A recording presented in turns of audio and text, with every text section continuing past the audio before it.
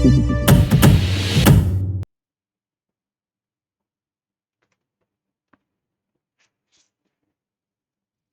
गांव में शंकर नाम का एक कुर्मी किसान रहता था। सीधा साधा गरीब आदमी था। अपने काम से काम, न किसी के लेने में न किसी के देने में। छक्का पंजा न जानता था। छल प्रपंच की उसे छूत भी न लगी थी। ठगे जाने की चिंता न थी। ठग विद्या न जानता था।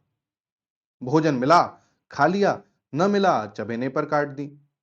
चबेना भी न मिला तो फिर पानी पी लिया और राम का नाम लेकर सो रहा। किंतु जब कोई अतिथि द्वार पर आ जाता था तो उसे इस निवृत्ति मार्ग का त्याग करना पड़ता था।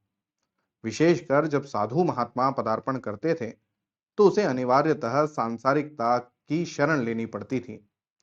खुद भूखा सो सकता था, पर साधु को कैसे भूखा सुलाता? भगवान के भक्त जो ठहरे। एक दिन संध्या समय एक महात्मा ने आकर उसके द्वार पर डेरा जमाया। तेजस्वी मूर्ति थी। पीतांबर गले में, जटा सिर पर, पीतल का कमंडल हाथ में, खड़ाऊ पैर में, ऐनक आंखों पर। संपूर्ण वेश उन महात्माओं का सा था जो रईसों के प्रासादों की तपस्या, हवा गाड़ियों पर देव स्थानों की परिक्रमा और योग सिद्धि प्राप्त करने के लिए रुचिकर भोजन करते थे। अब घर में जौ का आटा था, वह उन्हें कैसे खिलाता? प्राचीन काल में जौ का चाहे जो कुछ महत्व रहा हो, पर वर्तमान युग में जौ का भोजन सिद्ध पुरुषों के लिए दुष्पाच्य होता है। बड़ी चिंता हुई, महात्मा जी को क्या खिलाऊं? आखिरकार निश्चय किया कि कहीं से गेहूं का आटा उधार लाऊं, पर गांव भर में गेहूं का आटा न मिला। गांव में सब मनुष्य ही मनुष्य थे, देवता एक भी न था। अतएव देवताओं का खाद्य पदार्थ कैसे मिलता? सौभाग्य से गांव के विप्र महाराज मिल गए। उनसे सवा सेर गेहूं उधार लिया और स्त्री से कहा कि पीस दे। महात्मा ने भोजन किया, लंबी तान कर सोए। प्रातः काल आशीर्वाद देकर अपनी राह ली। विप्र महाराज साल में 2 बार खलिहानी लिया करते थे। शंकर ने दिल में कहा, सवा सेर गेहूं इन्हें क्या लौटाऊं? पंसेरी बदले कुछ ज्यादा खलिहानी दे दूंगा, यह भी समझ जाएंगे, मैं भी समझ जाऊंगा। चैत में जब विप्र जी पहुंचे तो उन्हें 1.5 पंसेरी के लगभग गेहूं दे दिया और अपने को उऋण समझकर उसकी कोई चर्चा न की। विप्र जी ने फिर कभी न मांगा। सरल शंकर को क्या मालूम था कि यह सवा सेर गेहूं चुकाने के लिए मुझे दूसरा जन्म लेना पड़ेगा।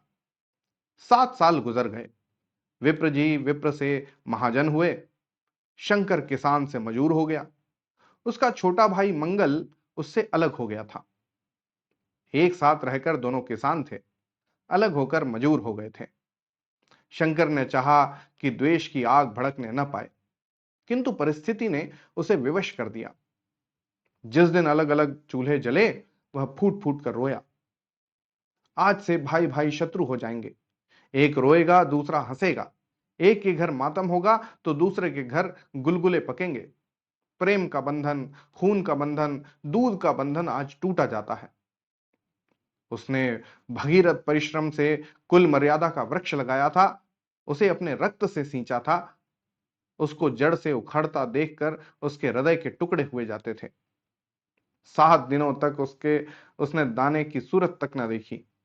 दिन भर जेठ की धूप में काम करता और रात को मुंह लपेट कर सो रहता। इस भीषण वेदना और दुस्सह कष्ट ने रक्त को जला दिया, मांस और मज्जा को घुला दिया। बीमार पड़ा तो महीनों खाट से न उठा। अब गुजर बसर कैसे हो? 5 बीघे के आधे रह गए, एक बेल रह गया। खेती क्या खाक होती? अंत को यहां तक नौबत पहुंची कि खेती केवल मर्यादा रक्षा का साधन मात्र रह गई। जीविका का भार मजूरी पर आ पड़ा। 7 वर्ष बीत गए। एक दिन शंकर मजूरी करके लौटा तो राह में विप्र जी ने टोक कर कहा, अरे शंकर, कल आकर के अपने बीज बैंक का हिसाब कर ले। तेरे यहां 5.5 मन गेहूं कब के बाकी पड़े हुए हैं और तू देने का नाम नहीं लेता। हजम करने का मन है क्या? शंकर ने चकित होकर कहा, मैंने तुमसे कब गेहूं लिए थे जो 5.5 मन हो गए? तुम भूलते हो, मेरे यहां किसी का छटांग भर न अनाज है, न एक पैसा उधार। हाँ, इसी नियत का फल भोग रहे हो कि खाने को नहीं जुटता। यह कहकर विप्र जी ने उस 1.25 सेर गेहूं का जिक्र किया जो आज के 7 वर्ष पहले शंकर को दिए थे। शंकर सुनकर अवाक रह गया। ईश्वर, मैंने उन्हें कितनी बार खलिहानी दी, इन्होंने मेरा कौन सा काम किया? जब पोथी पत्रा देखने, साहित्य सगुन विचारने द्वार पर आते थे, कुछ न कुछ दक्षिणा लेकर ही जाते थे। इतना स्वार्थ! 1.25 सेर अनाज को अंडे की भांति सेकर आज यह पिशाच खड़ा कर दिया जो मुझे निगल जाएगा। इतने दिनों में एक बार भी कह देते तो मैं यह गेहूं तौल कर दे देता। क्या इसी नियत से चुप साध बैठे रहे? महाराज, नाम लेकर तो मैंने उतना अनाज नहीं दिया, पर कई बार खलिहानों में सेर सेर, 2-2 सेर दिया है। जब आप आज 5.5 मन मांगते हैं, मैं कहां से दूंगा? लेखा जो जो, बख्शीस 100-100। अरे तुमने जो कुछ दिया होगा उसका कोई हिसाब नहीं।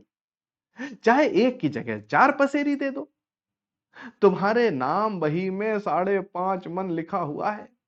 जिससे चाहे हिसाब लगवा लो और दे दो, तो तुम्हारा नाम छेक दूं, नहीं तो और भी बढ़ता जाएगा। शंकर बोला, पांडे, क्यों एक गरीब को सताते हो? मेरे खाने का ठिकाना नहीं, इतना गेहूं किसके घर से लाऊंगा? अरे भाई, जिसके घर से चाहो लाओ, मैं छटाक भर भी न छोड़ूंगा।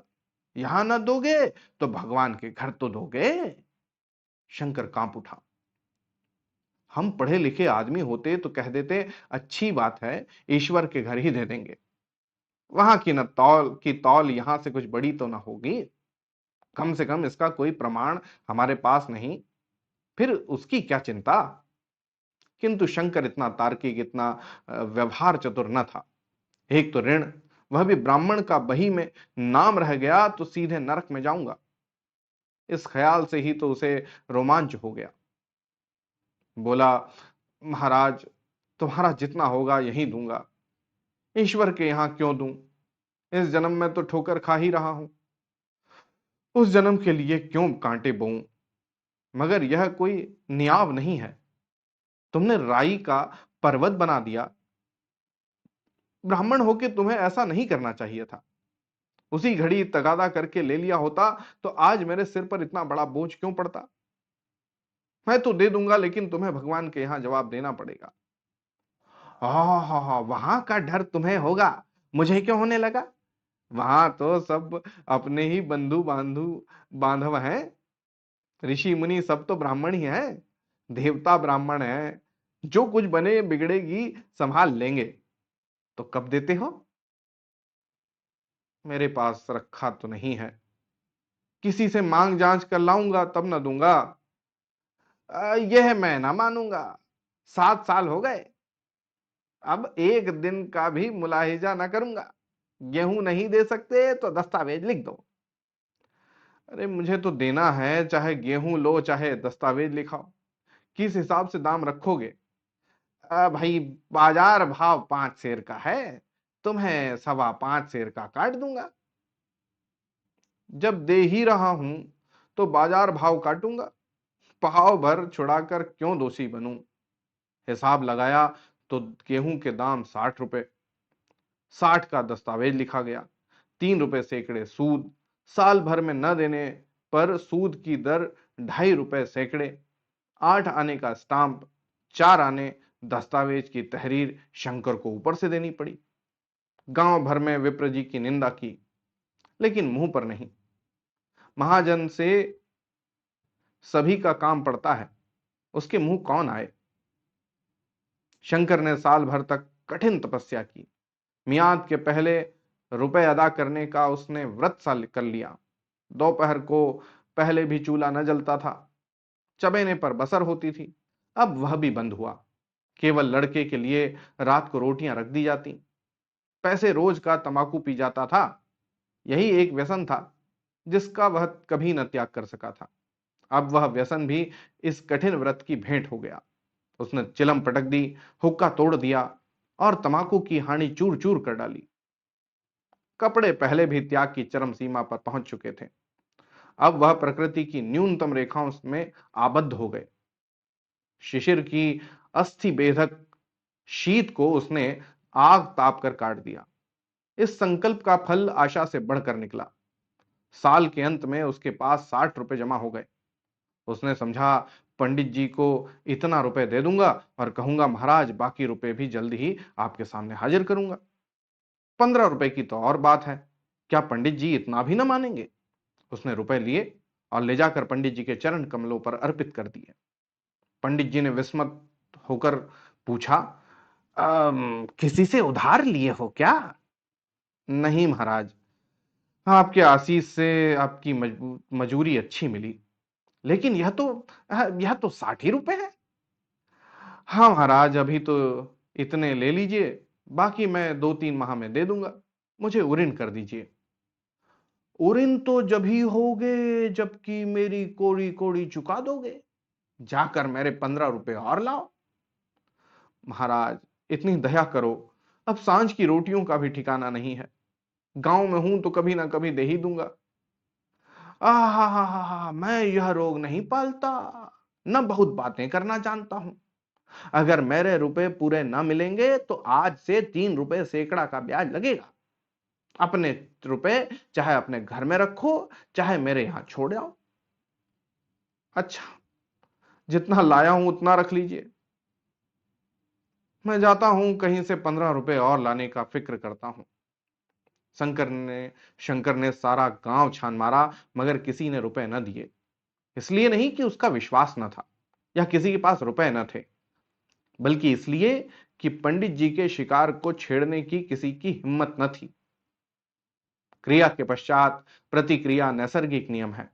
शंकर साल भर तक तपस्या करने पर भी जब ऋण से मुक्त होने में सफल न हो सका, तो उसका संयम निराशा के रूप में परिणत हो गया। उसने समझ लिया कि जब इतना कष्ट सहने पर भी साल भर में 60 रुपए से अधिक न जमा कर सका, तो अब और कौन सा उपाय है जिसके द्वारा उसके दुगने रुपए जमा हों। जब सिर पर ऋण का बोझ ही लादना है, तो क्या मन भर का और क्या सवा मन का। उसका उत्साह क्षीण हो गया। मेहनत से घृणा हो गई। आशा उत्साह की जननी है। आशा में तेज है, बल है, जीवन है। आशा ही संसार की संचालक शक्ति है। शंकर आशाहीन और उदासीन हो गया। वह जरूरतें जिनको उसने साल भर तक टाल रखा था, अब द्वार पर खड़ी होने वाली भिखारिनी न थी।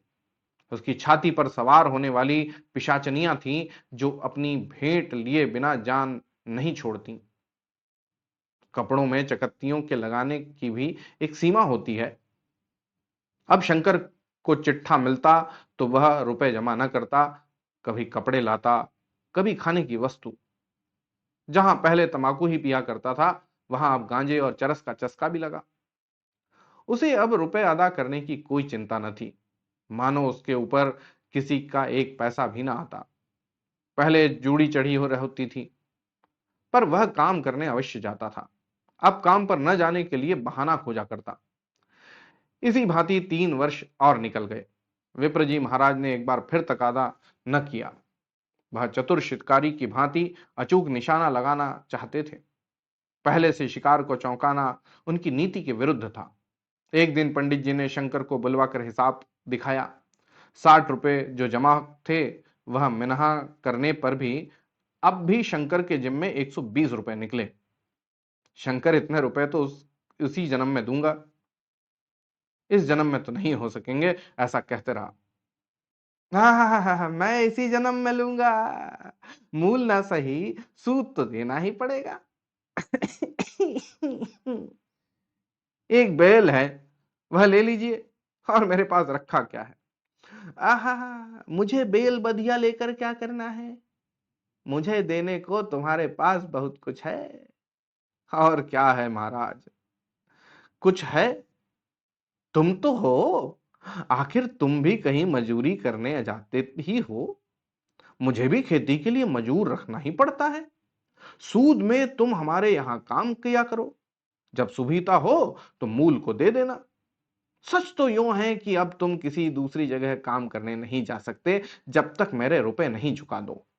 तुम्हारे पास कोई जायदाद नहीं है, इतनी बड़ी गठरी में किस एतबार पर छोड़ दूं? कौन इसका जिम्मा लेगा कि तुम मुझे महीने महीने सूद देते जाओगे? और कहीं कमा कर जब तुम मुझे सूद भी ना दे सकते तो मूल की कौन कहे? महाराज, सूद में तो काम करूंगा और खाऊंगा क्या?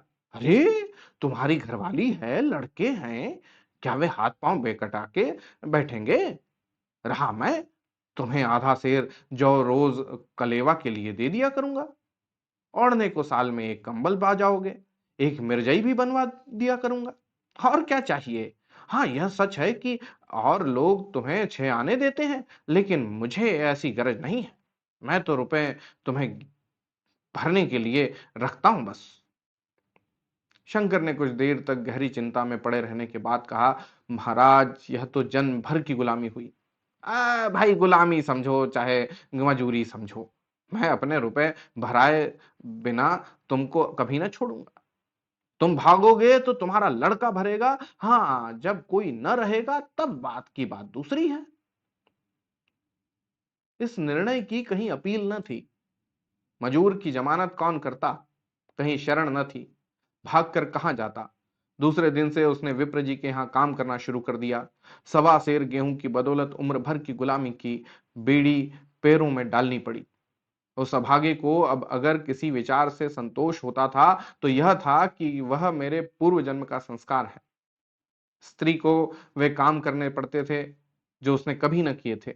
बच्चे दानों को तरसते थे, लेकिन शंकर चुपचाप देखने के सिवा और कुछ न कर सकता था। वह गेहूं के दाने किसी देवता के शाप की भांति यावत जीवन उसके सिर से न उतरे। शंकर ने विप्र जी के यहां 20 वर्ष तक गुलामी करने के बाद इस दुस्सार संसार से प्रस्थान किया। 120 अभी तक उसके सिर पर सवार थे।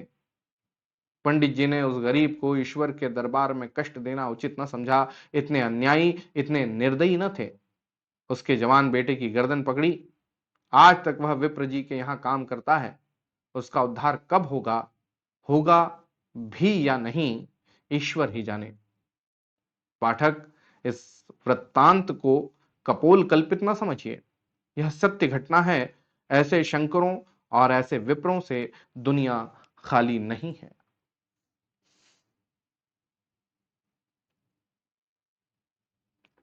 तो ये थी मुंशी प्रेमचंद की लिखी हुई एक कहानी जिसका नाम था 1.25 सेर गेहूं। अगली कहानी में फिर होगी मुलाकात। तब तक के लिए बहुत बहुत धन्यवाद और जय हिंद।